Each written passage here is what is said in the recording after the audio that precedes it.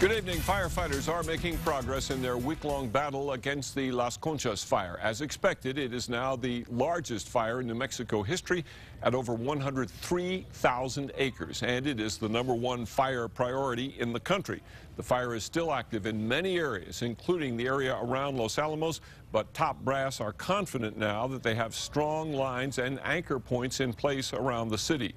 The wind was down today, too, but containment of the overall fire is still at 3%, the same level as yesterday, and no word on when the evacuations will end.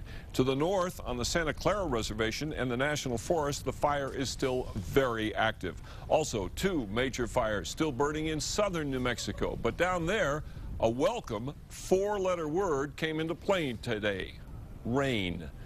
The Los Alamos fire chief was clearly but cautiously confident at the noon briefing today about the safety of his city and the national lab. News 13's Jeff Todd begins our team coverage from Los Alamos. Jeff?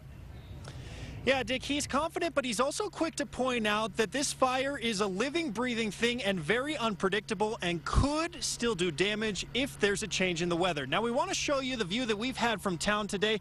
This is a look up to the westernmost edge of Los Alamos Canyon. And now the other thing that you can see is Camazon Ridge. There have been crews working down in that area for a majority of the day. Now, to give you an idea of Now, those crews have been working throughout the day, creating a defensible perimeter on the west side of town and now to the northwest.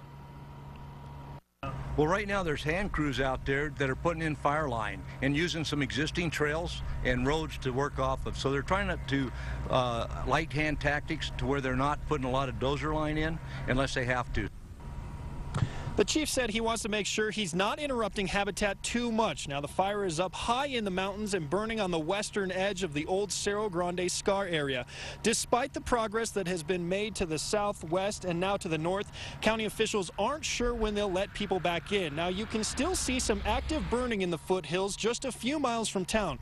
County officials say the last thing that they want to do is bring people back into town just so that they need to be evacuated again.